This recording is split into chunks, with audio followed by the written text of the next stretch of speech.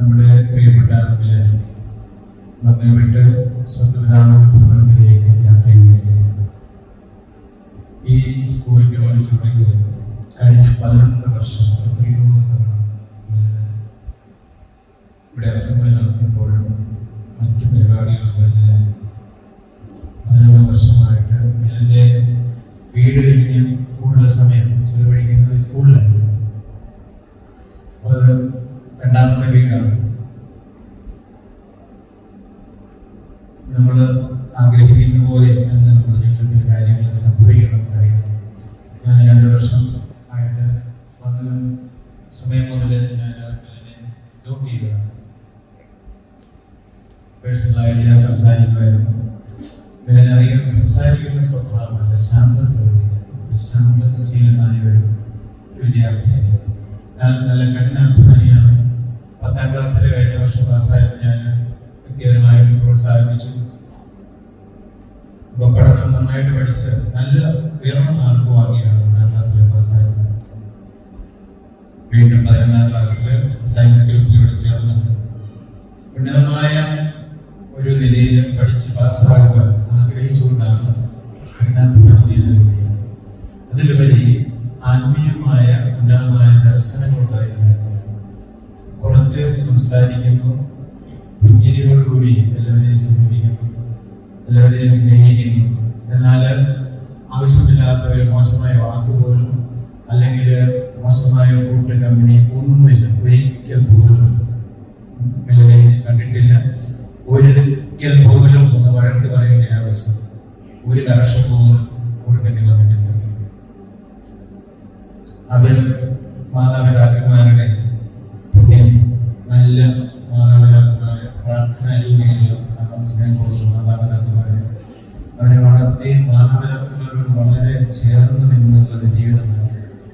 ഒരു കൗമാര പ്രായത്തിൽ 17 വയസ്സായിട്ടും ലോകത്തിൻ്റെതായ രീതിയിൽ ചിന്തിക്കാതെ ആ മാതാപിതാക്കന്മാരെ സ്നേഹിക്കുകയും ആദരിക്കുകയും ചെയ്യുന്നതിൻ്റെ ആവശ്യകത നന്നായിട്ട് അറിയാമായിരുന്നു. നല്ല ബോധ്യമുണ്ടായിരുന്നു. അവരുടെ കൂടെ ഒരുമിച്ച് ദേവാലയത്തിൽ വരികയും വിലയപ്പെടുത്തൽ പങ്കുചേരുകയും ഏറ്റവും ഇഷ്ടമായിരുന്ന ഒരന്താര ശുശ്രൂഷ എന്ന നിലയിൽ എൻ്റെ കൂടെയും ഇവിടെയുള്ള മറ്റച്ഛന്മാരെല്ലാം കൂടെ പലതവണ വിശുദ്ധ കുർബാനയിൽ ശുശ്രൂഷകനായിട്ട് പങ്കെടുത്തതെല്ലാം ഞാൻ പുറത്തെടുക്കുകയും അവിടെ എല്ലാം നോക്കുമ്പോൾ ശാന്തമായ ഒരു പുഞ്ചിരി എപ്പോഴും അതാണ് മില്ലൻ്റെ ഒരു മുഖമുദ്രയായിട്ട് ഞാൻ എപ്പോഴും കണ്ടിരുന്നത്.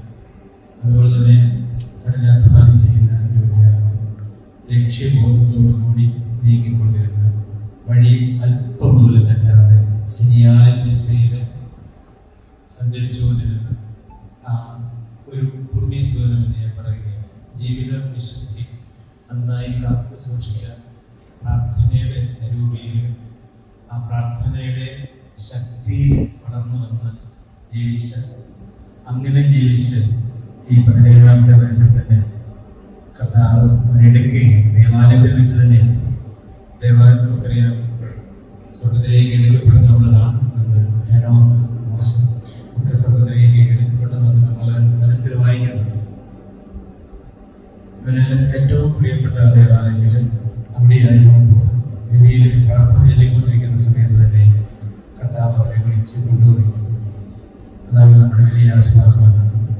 മാതാപിതാക്കന്മാർക്ക് വലിയൊരു അറിയാം ശാരീരികമായ വേർപാട് താങ്ങാൻ പറ്റുന്നതല്ലെങ്കിലും ഏറ്റവും വലിയൊരു അനുഗ്രഹവും സമ്മാനമാണ്. ദേവാലയത്തിൽ ഏറ്റവും പരിശുദ്ധമായ ദിവ്യബലിയുടെ സമയത്ത് അതിൽ ശുശ്രൂഷിച്ചുകൊണ്ടിരുന്ന മകനെ കർത്താവ് സ്വർഗത്തിലെ മാലാഖമാരുടെ ആ സന്നിധിയിലേക്ക് അല്ലെങ്കിൽ മാലാഖമാരെ കരകയറ്റിക്കൊണ്ട് പോകുന്നു എന്നുള്ളൊരു സന്തോഷകരമായ വിശുദ്ധകുർബാനയിൽ മാലാഖമാരുടെ സാന്നിധ്യമുണ്ട്. ആ മാലാഖമാർ തന്നെ വിലനെ ഒന്ന് കൂട്ടിക്കൊണ്ടുപോയി എന്ന് കരുതിയാലും അത് തെറ്റല്ല.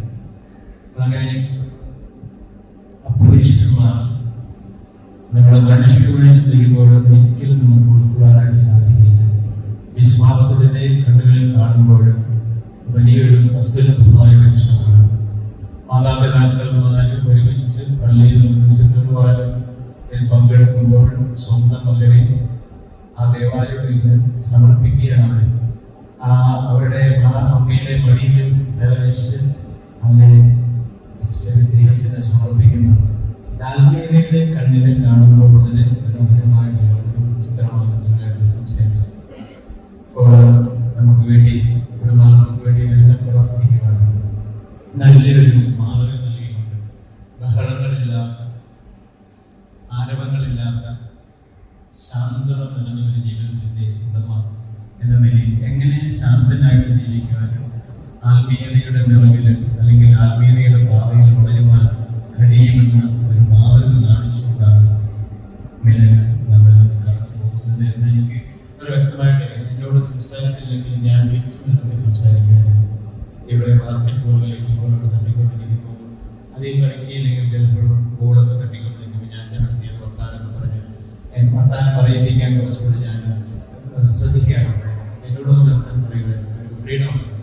അപ്പോൾ അങ്ങനെ ഒരു മിതഭാഷി എന്ന നിലയിൽ പക്ഷെ പ്രാർത്ഥിക്കുന്ന വ്യക്തി നല്ലൊരു ഉന്നതമായ ജീവിത മൂല്യങ്ങൾ സൂക്ഷിച്ചിരുന്ന നല്ലൊരു ചെറുപ്പക്കാരൻ ആണ് നമ്മിൽ നിന്ന് കടന്നു പോകുന്നത്.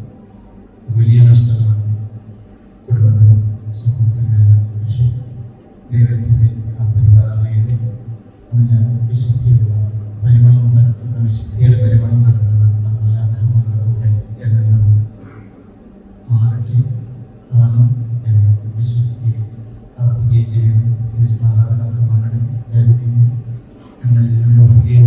സെന്റ് ആന്റണീസ് പബ്ലിക് സ്കൂളിലെ മാനേജരും അധ്യാപകരും അനധ്യാപകരും വൈദിക സിസ്റ്റേഴ്സ് ഞങ്ങളെല്ലാവരും നിങ്ങളുടെ വേദനയിൽ ആത്മാർത്ഥമായിട്ട് പങ്കുചേരുകയും ഇതിൻ്റെ ആത്മാവ് കർത്തൃകരങ്ങളിൽ വിലയെ പ്രാപിക്കട്ടെ.